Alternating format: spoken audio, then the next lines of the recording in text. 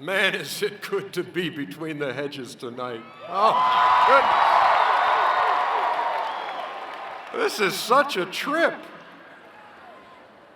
Several months ago, I received this email from the president's office inviting me to deliver this address, and I thought I was being punked. I did. I had to call the number. I waited like 4 days. And I called the number back and I said, really, is this legit? And they said, yeah, we'd love you to be here. And I said, well, I'm in. I didn't even have to look at my schedule.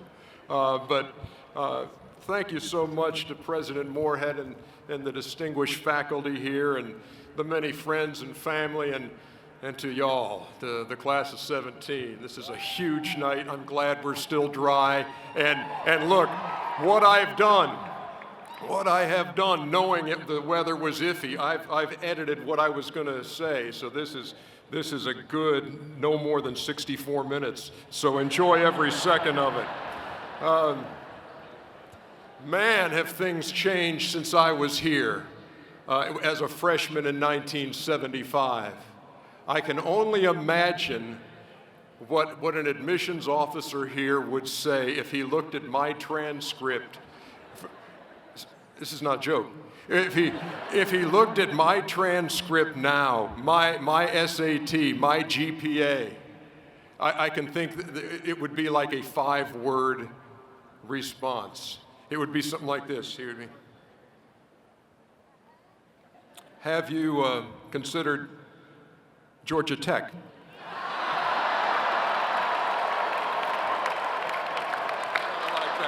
Yeah, that was good. Yeah, thank you. My whole speech hinged on that working. Thank you. It is wonderful to be here. It's great to have a night off from work. I do work on a regular basis with some guys that you are familiar with, Kenny Smith, Charles Barkley, and Shaquille O'Neal. And we talk basketball. We talk politics, we talk social issues. The other night, one of our deepest conversations, and this, you're thinking I'm kidding, I'm not, was actually about space travel. And because Shaquille was wondering, how long do you guys think it takes to get from here to the moon?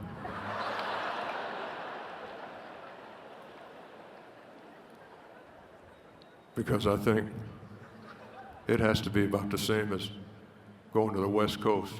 Because you can look up and you can see it. It's right there.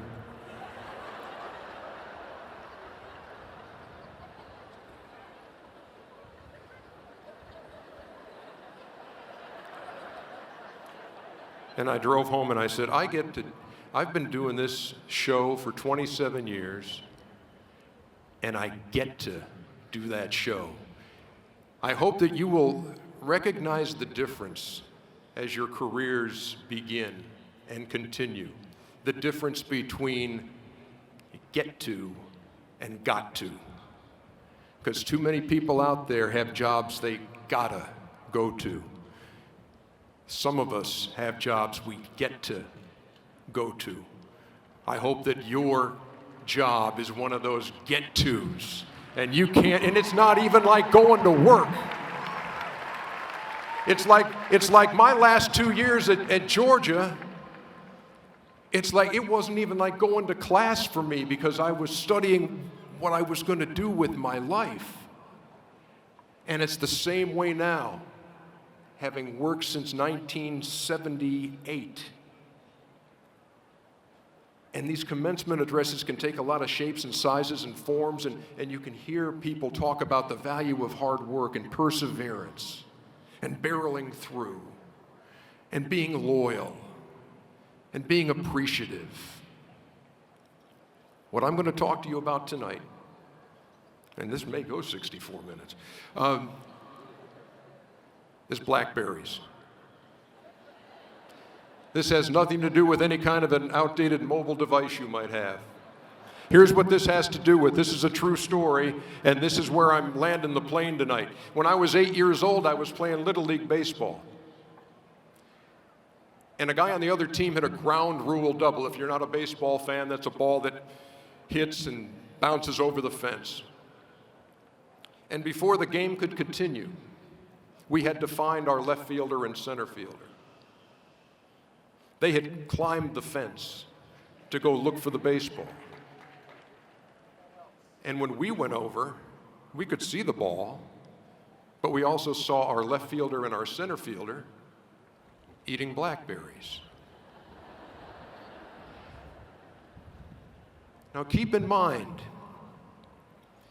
Mom and Dad had probably said, hey, this is a big game. You focus. This is important. You're 8, you're 9 years old. This is a big game, biggest thing this week. And these two kids, to their credit, had said, yeah, but wild growing blackberries. And as I grew older and hopefully wiser, that story became kind of a modern day parable for me. It became for me this picture, this snapshot of, if I get too tied up in the game, I'm going to miss the blackberry moments, the sweet moments. The moments that if you are just focused on what you have to do, and you don't look to this way or to this side, you will miss them. And they are there for the picking every day. There have been blackberry moments tonight. When I saw your family and the look of pride they had on their faces. Avery's family, stand up, will you? I know where you're at. Right up there over the Coca-Cola sign.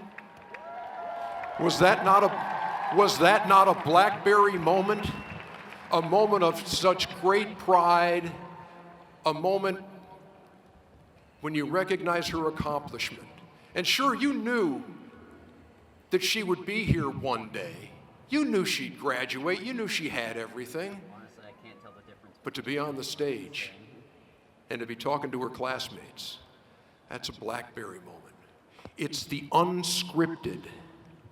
That's what makes life extraordinary. I tried to write the script for my life. And that script included graduating from the University of Georgia, and I had a chance to become the sportscaster at Albany, Georgia for my first TV job. That was the script I had written.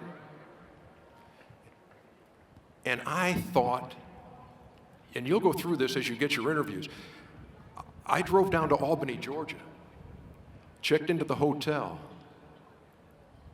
The TV station was paying for the room.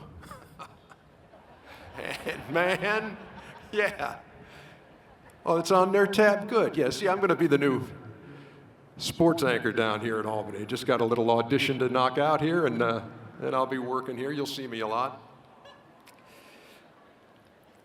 And the movie Airplane comes to mind. Remember, it was Robert Hayes, and he's in the cockpit, and he's drenched head to toe in sweat. First time the red light went on for me, auditioning in Albany, Georgia. That was not a good audition. I begged them to let me try it again. He said, no, we've seen enough. We'll get right back to you. Still waiting on that call from Albany, Georgia.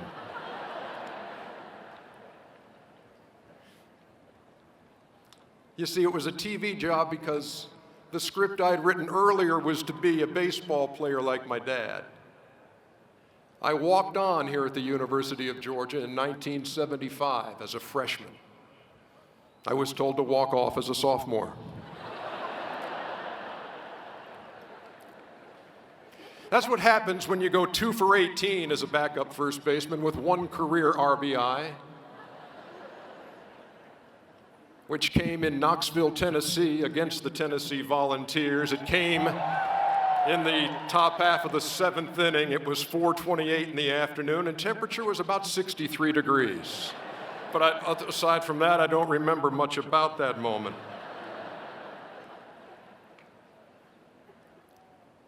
But getting cut from the baseball team just opened my eyes to the real world.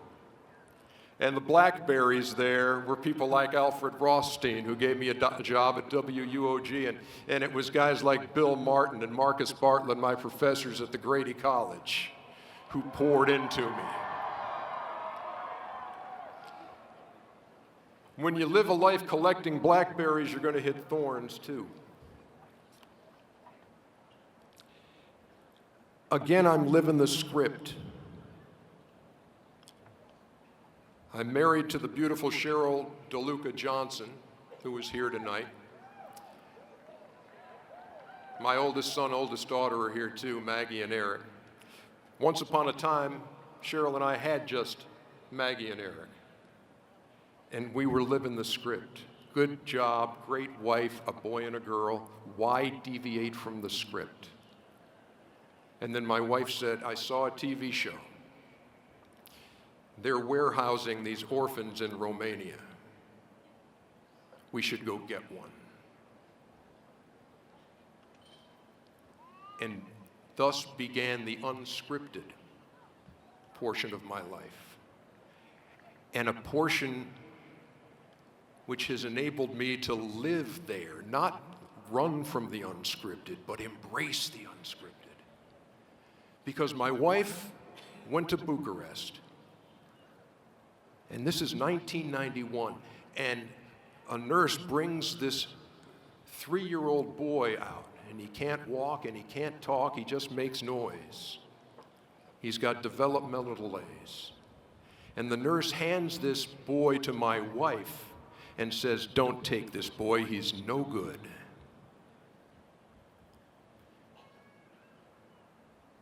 And my wife calls me from Bucharest and says, this kid that I just met today is so much more than we can handle. But I just don't know if I can go the rest of my life wondering what happened to that blonde-haired kid. And I said, well, bring him home. Michael Johnson, talk about the blackberries and the thorns. A year after we had him home, was diagnosed with muscular dystrophy. There's no cure. Muscles don't grow, they just weaken and deteriorate. A lot of kids don't make it out of their teens. And so you say, where are the blackberries when you're faced with a situation like that? And I'll tell you where they are. It's when a teenage Michael Johnson, now in a wheelchair, is approached by a high school basketball coach, a man named Phil Beaulier, who says, I love the way Michael, even though he can't communicate, says 3 words, love you too. He said, I need him on my basketball team. I want him to teach my players maximum effort and a heart for others. At the same time, this remarkable man, Phil Beaulier, is teaching his high school students sign language for I love you. And when you tip your index finger at the other person, it means love you too.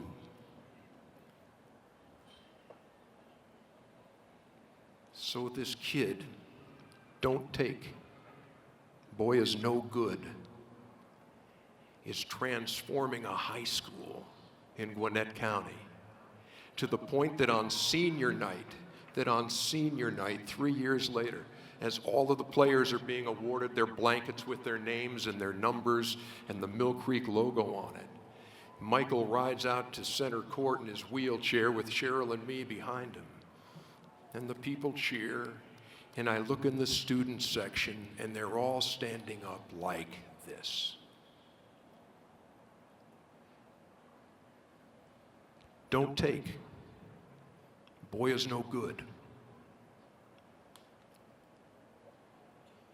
That's where the blackberry moment comes from. Even in what seems to be an impossible situation. What I do every morning now is I walk into the bedroom of a 28-year-old who's a miracle. And I get that every day. Where are the blackberries when you yourself, in years ahead, get the news that nobody wants to hear? When you're on the receiving end of a doctor who says, it is what we thought it was, Mr. Johnson, you have cancer. And where are the blackberries? The blackberries are when folks in the community take the time to hit the send button and say, I'm thinking about you, I'm praying for you, hang in there. The blackberries come when you see the other side. And it's your responsibility at that point to say, the next person I hear who's going through chemo, I'm going to help them out. Because now we're in this club together that nobody wants to be in. But I'm going to be there for you. That's where the blackberries are. Because look, in the big picture, no matter where you land in the job market, no matter what your future holds, we're all neighbors on this planet. I mean, you said it perfectly. I mean, this is all about being kind. It's all about making the planet a little bit smaller when we can. It's about trying to bring us together, not using social media to drive a wedge in between people. It's not about being confrontational. It's not about trying your best A material out to see if you can eviscerate somebody. It's not what it's about. It's about me lifting you up. It's about you looking at the person next to you and lifting them up. You business majors out there, I bet you already know the answer to this one. What was the slogan of the Ritz-Carlton Hotel? Ladies and gentlemen, serving ladies and gentlemen. We can all do that. You can speak up for the person who has no voice. You can engage the forgotten. You can uplift the downtrodden.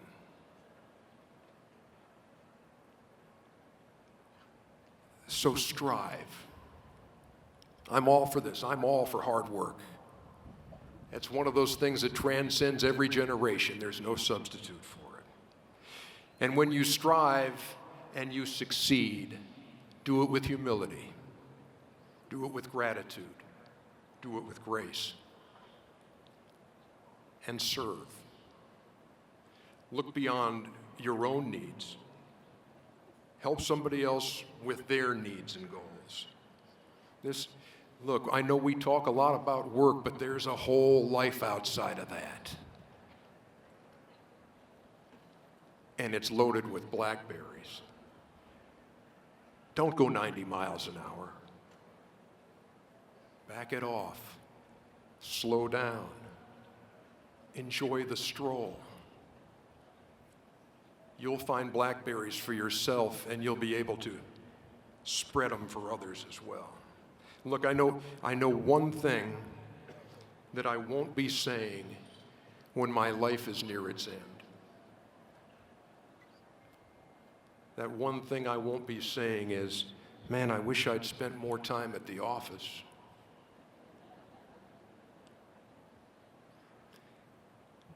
I'm closing with something that I've written for you because one of the things I've always done at Turner is write poetry. And to true poets in the audience, I apologize. Okay, this is not like real poetry. I know that a couple of deans here say, oh, what's coming now? But look, you all know this book, right? You all know this book. I thought back in 2001, I was doing the NBA draft. And there was one of the players who was going to be drafted. His name was Troy Murphy. from Notre Dame. And in his bio, it said his favorite book was Oh, the Places You'll Go. So I said, I'm going to have to pick that up and see what it's all about. And I just loved it. I was probably the last person in the world to ever buy that, that hadn't heard of it. It's rich. And I've written kind of my own version of that for you tonight. So please, with all apologies to real poets and with much gratitude to Dr. Seuss, here we go. Oh, the places you'll go and the places you've been, not sure where you're going or why, how, or when, but here's what I do know. You've all been successes amid all the goal setting, high hopes, and stresses. You'll think back on these days and quite fondly, I hope. Even those freshman days when you felt like a dope. When you jumped on a bus you thought bound for Park Hall and wound up somehow at the Georgia Square Mall. Those all-nighters you pulled when you studied like crazy. And the words on those pages grew distant and hazy. And what made it worse, made it feel not right, was your friends were all hanging at bourbon that night.